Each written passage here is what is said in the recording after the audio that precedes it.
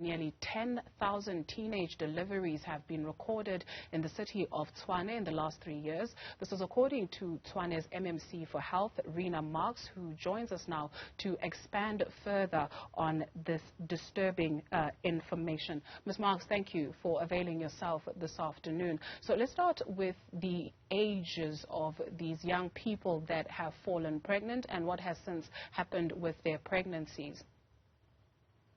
Okay, yes, the ages start from between 10 and 14 years old, and their numbers has increased with more than 205 from the years 2017 to 2019. So 674 girls delivered babies between the ages of 10 and 14, and then between the ages of 15 to 19, just in the province alone, it's almost 20,000 girls that delivered babies between those ages, and then 2,976 of these ladies had the choice to abort the fetus. This is rather very disturbing. What does it tell you, right, in terms of the sexual education programs? Many are in place. It would seem that the messaging does not filter. Is that a correct assessment? The message does filter, but I am the newly appointed MMC of Department of Health in City of Tshwane, and something on my way to work, I realized that some of the girls walking towards the schools were pregnant and they looked very young. So there are facilities. The City of Health Department provides clinical services to patients where the main aim is to care for the health of the individual. So these ladies can go to the clinics and they will not ask them, how did they get pregnant? Because it's because of the confidentiality around it. Remember, the POPI Act is also in place now. And these people need to say first, they need to talk to the healthcare facility staff members and tell them if they want to admit that they've been raped or abused in some way, and then only then can they be referred to social services or even the SIP.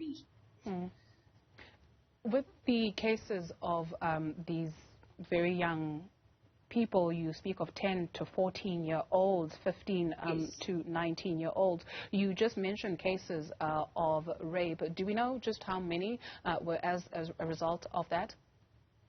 No, unfortunately, the health department don't have the stats on these cases because remember that the healthcare workers are not allowed to ask the mothers whether they've been raped or abused in any way. So there are no real stats on these cases. The only time that they will admit is out of their own when they want to tell somebody that they've been abused.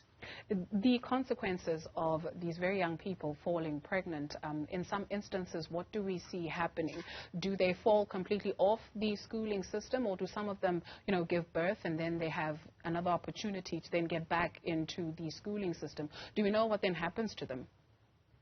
Yes, it is shocking because often these babies are abandoned or given up for adoption, which places an additional burden on the child welfare system.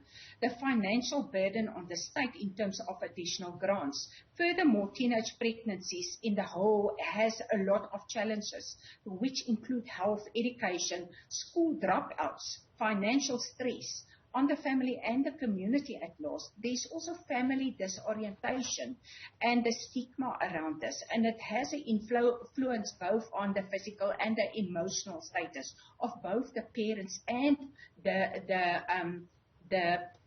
parents of this very young parent.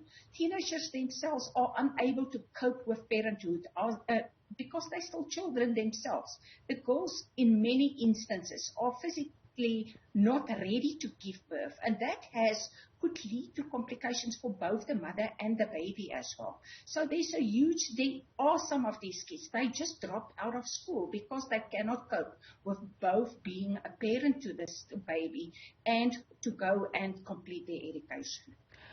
What then happens, I ask maybe in relation to a multi-sectoral approach, if you will, where the community gets involved, the parents get involved, and it's not just left up to, health authorities or education authorities to sort of help in this situation.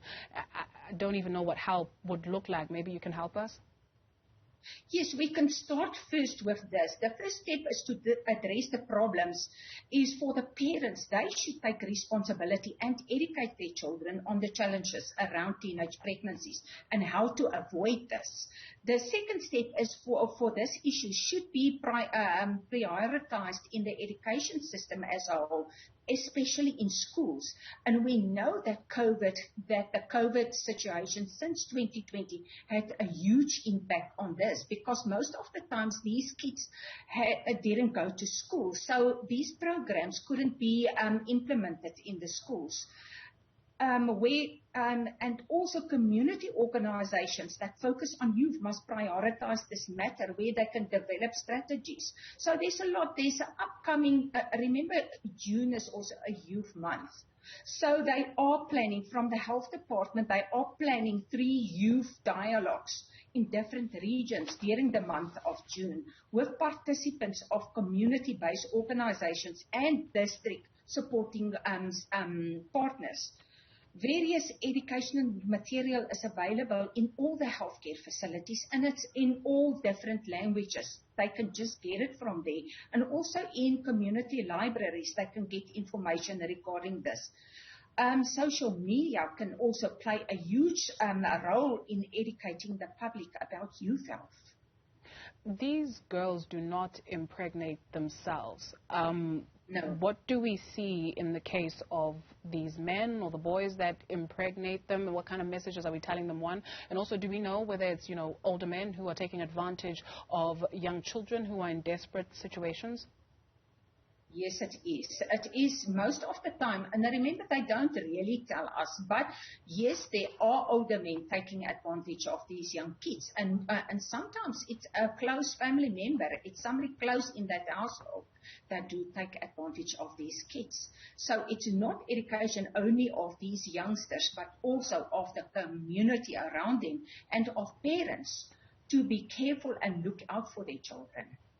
Rina Marx is the MMC for Health in Tshwane with some disturbing detail there for us. Thank you very much for availing yourself this afternoon.